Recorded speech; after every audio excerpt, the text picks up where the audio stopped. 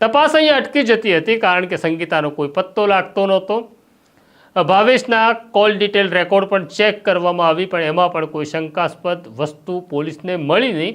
હા, પોલીસને ચોક્કસ મળ્યું કે ભાવેશે નવલી, રમેશ અને પોતાના પરિવારના ફોન નંબર જે હતા એને બ્લોક કરી દીધા હતા।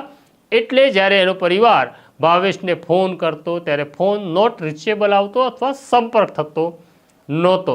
આમ ભાવેશની વર્તણૂક શંકાસ્પદ હતી, પણ પોલીસ પાસે કોઈ ઠોસ પુરાવો નહોતો। યુવાન પોલીસ ઇન્સ્પેક્ટર ઓમદેવસિંહ જાડેજા વિચારમાં પડી જાય છે કે હવે તપાસ અહીંયા અટકી ગઈ છે તો હવે શું કરવું।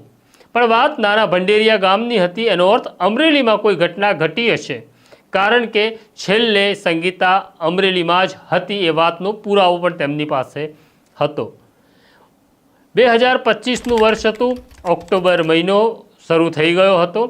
આ દરમિયાન જૂના રેકોર્ડ જોવાની શરૂઆત ઓમદેવસિંહ જાડેજા કરે છે। જૂના પોલીસ કર્મચારીઓને બોલાવે છે, જેઓ 2022-2023માં અમરેલી તાલુકા પોલીસમાં ફરજ બજાવતા હતા।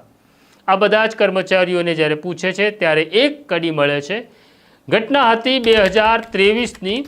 અમરેલી તાલુકા પોલીસને એક સંદેશો મળે છે કે અમરેલીમાં આવેલો એક નાનકડો ડેમ છે, એ ડેમના કિનારે અવાવરૂ જગ્યામાં એક મૃતદેહ મળ્યો। આ જાણકારી એક ભરવાડ આપે છે, જે પોતાના ઢોરોને ચરાવવા ત્યાં ગયો હતો। ત્યારે તેણે જોયું કે કૂતરાઓ એક માણસનો પગ ખાઈ રહ્યા હતા, એટલે તે તાલુકા પોલીસને જાણ કરે છે। તાલુકા પોલીસ ત્યારે ત્યાં પહોંચી હતી અને પથ્થરો નીચે દટાયેલો એક મૃતદેહ બહાર કાઢ્યો હતો, જે સંપૂર્ણપણે કોવાઈ ગયો હતો, જેની ઉપર કીડા વળતા હતા। લાશ ડિકમ્પોઝ થઈ ગઈ હતી, ચહેરો ઓળખાય તેમ નહોતો।